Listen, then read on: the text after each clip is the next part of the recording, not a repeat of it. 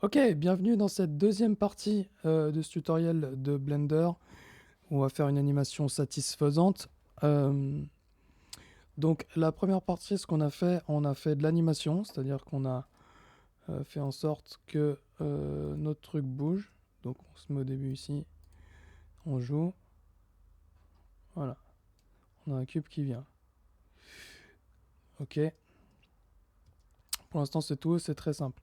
On va ici peaufiner un petit peu cette animation en l'accompagnant avec... C'est moche comme ça, voilà, on va mieux. On va peaufiner cette animation en donnant un peu plus de sens au mouvement de ce qui se passe. C'est-à-dire que le cube ici, on veut qu'il ait, pas qu'il se déplace magiquement, mais qu'il soit un peu poussé par des machines. Donc ce qu'on va faire, c'est qu'on va créer un petit ascenseur pour qu'il monte et que ça le pousse, qu'il ne monte pas dans le vide dans cette partie-là. Et ensuite, qu'il y ait quelque chose qui le pousse comme ça. Donc pour faire ça, on va faire un truc très simple, c'est qu'on va se servir de l'animation qu'on a déjà fait ici pour, que les trucs matchent. Donc ce qu'on va faire, c'est qu'on va dupliquer notre cube. Donc on va faire attention à bien nommer nos choses. Ça paraît un peu fastidieux, mais il suffit de double-cliquer dessus et taper un truc, et ça va faire qu'on garde l'esprit clair dans ce qu'on est en train de faire. Donc je duplique mon cube, ici, Shift D pour duplicate. Si je bouge la souris, il va me demander où est-ce que je veux le mettre. Je veux le remettre exactement au même endroit. Du coup, je clique sur le bouton droit de la souris. Vous pouvez voir d'ailleurs qu'en bas s'affiche ici la dernière opération que j'ai faite. Je vais juste faire que ça reste plus longtemps, une dizaine de secondes, comme ça on a le temps de voir. Voilà. Donc, j'ai maintenant un autre objet qui s'appelle cube 1 que je vais du coup renommer, que je vais l'appeler ascenseur. L'ascenseur, du coup, pour l'instant, c'est exactement le même cube que l'autre. Et ce que je vais faire, c'est que je vais donc étudier. Et donc, il a le même mouvement. Il monte et après, il va là-bas. Déjà, le premier truc, c'est qu'on veut que l'ascenseur, il fasse que monter. Donc ici, dans le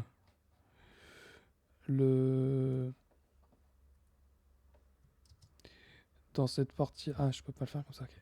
C'est pas grave. Dans cette partie-là, je vais supprimer, donc je vais sélectionner ici les keyframes et supprimer en faisant X. Ça, c'est toujours pareil pour supprimer où qu'on soit. Donc je pointe bien les keyframes ici et je delete les keyframes. Donc là, on a un truc qui ne fait que monter. Et exactement de la même façon que l'autre avant. Donc maintenant, on va essayer de faire un truc un petit peu malin. On va éditer cet objet. Donc Tab pour entrer en mode Edit. Ici en haut, on l'a. Et du coup, ce qu'on veut, c'est que c'est un truc qui soit juste en dessous notre cube. Donc ça, si c'est notre cube d'avant, on va descendre la face du dessus en dessous. Donc pour être sûr qu'il snap bien sur l'axe Z, j'appuie simplement sur Z pour que ça bouge sur l'axe Z. Donc j'ai fait G pour le bouger, Z pour contraindre sur l'axe Z. Et hop, on a un truc qui est ici, qui fait pile poil la taille de notre cube. On peut le laisser comme ça. On va le laisser comme ça d'ailleurs. On va faire plus compliqué que ça. Donc là, on a juste une petite plateforme qui monte et qui reste là. Du coup, si je rallume mon cube par-dessus, on a notre cube qui arrive. Hop. Et après, il est poussé comme ça. Donc il faut qu'il y ait un autre truc qui aille le pousser après derrière. Donc on va faire exactement la même chose, de façon un petit peu plus chiadée après sur la forme, mais on va dupliquer l'objet, clic droit pour que ça reste sur place. On va cacher l'autre cube pour pas se confondre avec celui-ci. On va renommer ce cube pour l'appeler poussette. C'est parce qu'on va lui donner une petite... C'est le truc qui va le pousser. Donc, là, ce que je vais faire, c'est que je vais, de la même façon, prendre cette face et l'emmener de l'autre côté. Comme ça, on est bien ici contre le cube. Et ici, on va utiliser deux autres outils qui sont très utiles en modélisation. C'est I pour Inset Face. Donc ça permet de décaler les faces. Attention à ne pas aller dans l'autre sens. Parce que là, vous voyez qu'il y a, quand ça scintille comme ça, c'est que vous avez des faces qui sont pile poil superposées. Ça, c'est jamais bon. Donc, si vous avez un truc qui scintille, c'est qu'il y a un truc qui va pas. Et parfois, ça scintille parce que vous avez deux objets qui sont l'un sur l'autre. C'est moins grave, mais voilà. Donc, Inset Face. Et puis E pour Extrude. Hop, on va sortir un gros truc derrière.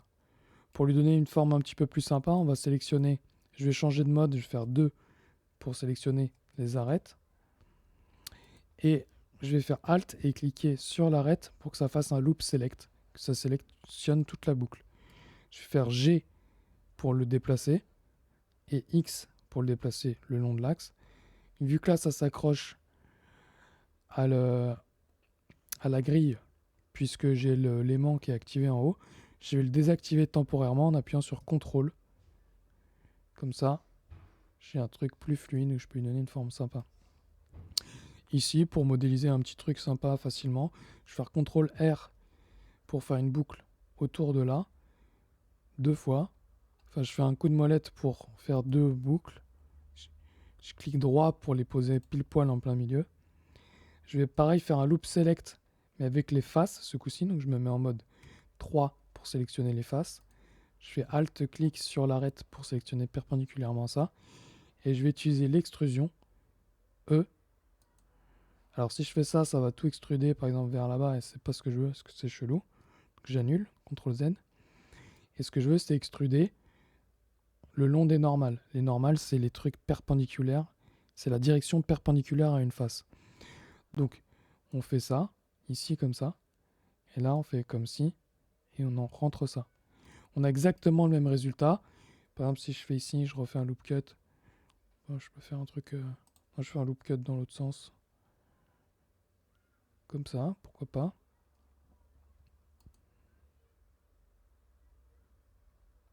Hop, que je mets au milieu.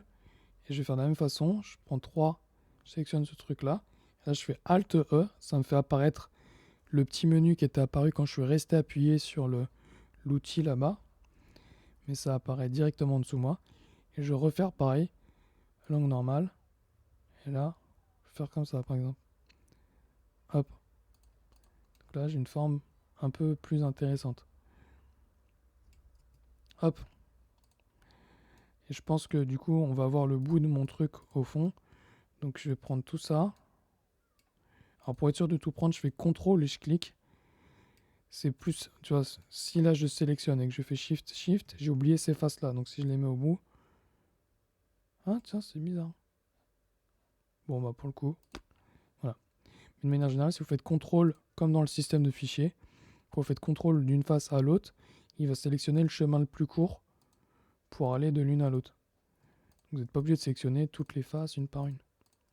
Tac. Et je vais mettre bien long, comme ça on verra pas le bout. Voilà. Donc là j'ai ma poussette qui monte et qui pousse. Moi je veux enlever le fait qu'elle bouge, qu'elle monte, donc j'enlève ces keyframes là, je sélectionne et je les supprime. Donc voilà, maintenant on a bien notre poussette qui fait que la partie horizontale et qui fait ça. Donc ça marche très bien. Ensuite, ce qu'on veut faire, c'est qu'elle s'approche et qu'elle... Donc si je rajoute le cube, on voit que du coup, il monte, il se fait pousser. Hop, il se fait pousser. Super. Et c'est tout. Donc on va dire peut-être que le truc revient en arrière. Donc ici, on se met un peu plus loin. On va attendre un petit peu quand même sur place. I pour insert location. Hop. Donc vous avez à gauche, hein, vous voyez, j'essaie de le dire à chaque fois, mais sinon, vous voyez les raccourcis là. Hop. Là, je me mets plus loin et je le renvoie là-bas. I, tac. Location, tout le temps, l'emplacement. Ok. Donc là, on pourrait se dire aussi, pareil. Par exemple, au début, à 0, on se met très loin là-bas. On fait I, location. Et a priori, on se dirait que ça marche. Sauf qu'on constate qu'est-ce qui se passe. Là, ça marche. Et là, on a bien il est bien au bon endroit, au bon moment, sauf qu'il arrive avec sa vitesse et il continue avec sa vitesse. Et du coup, là, notre illusion ne marche plus. Donc à la fin, ils sont bien au même endroit au même moment. Au début, ils sont bien au même endroit au même moment. Mais entre les deux, il y a un truc qui colle plus. On peut le voir très facilement si ici on clique droit sur le bord là, quand on a le truc pour redimensionner, on va rajouter une nouvelle zone à gauche. Non, je vais mettre à droite, sinon ça va gêner avec le truc. Ah non, bon bref. Ici. Et je vais changer tout en haut à gauche le type de fenêtre que c'est. Et je vais mettre l'éditeur de graphes. L'éditeur de graphes, c'est comme sur After Effects ou quoi, ça permet de voir l'évolution de ces valeurs. Donc on a enregistré l'emplacement, location, X, Y, Z. Et donc là, on voit par exemple pour ce truc-là, finalement, il ne bouge que sur l'axe X. C'est pour ça qu'on n'a qu'une courbe sur cet axe-là. Cadrer ça un peu mieux.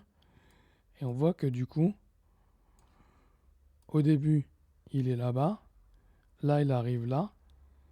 Et là, en fait, c'est parce que c'est une forme en... Je vais cacher les autres.